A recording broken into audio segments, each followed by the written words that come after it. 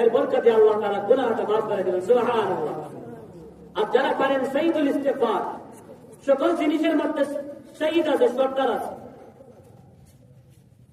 দিনের মধ্যেও সাইয়্যিদ আছে, সপ্তাহের মধ্যে সাইয়্যিদ হলো জুমার দিন, মাসের মধ্যে সাইয়্যিদ হলো সপ্তাহ হলো রমজান মুবারক, 360 দিনের মধ্যে সাইয়্যিদ সপ্তাহ হলো আরাফার দিন। ঠিক তেমনি ভাবে 360 রাতের মধ্যে সাইয়্যিদ সপ্তাহ হলো লাইলাতুল কদর। ঠিক তেমনি ভাবে সমস্ত ফেরেশতাদের মধ্যে সাইয়্যিদ হলেন, সর্দার হলেন জিবরাইল আলাইহিস সালাতু ওয়াস সালাম। সুবহানাল্লাহ। সমস্ত কিতাবের মধ্যে সর্দার হলো, বড় কিতাব হলো আসমানি কিতাব, আমাদের কিতাব যেটা কুরআনুল মাজিদ। সুবহানাল্লাহ। সমস্ত নবী রাসূলদের মধ্যে সর্দার হলেন আমাদের নবী, শেষ নবী, শ্রেষ্ঠ নবী মুহাম্মদুর রাসূলুল্লাহ সাল্লাল্লাহু আলাইহি ওয়াসাল্লাম।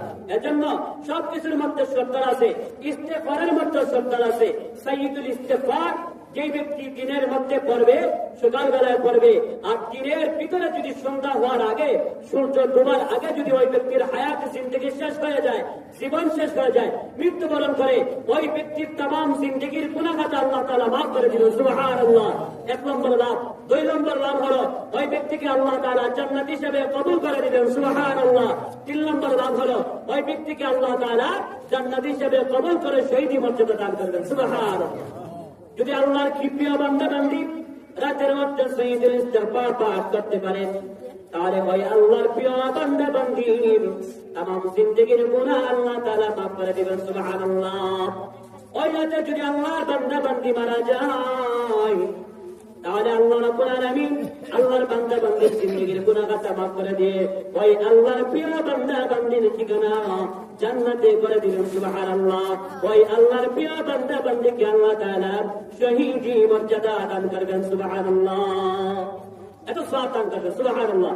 এজন্য আমার অনুরোধ থাকবে, এখন বর্তমান সোশ্যাল মিডিয়ার যুগ, অনেকেই আপনারা আরবিতে পারেন, যারা আরবি পারেন না বাংলাতেও লেখা আছে, আপনারা সাইয়্যিদুল ইস্তিগফার সার্চ করে নেবেন, বাংলাতেও আছে, আরবিতেও আছে।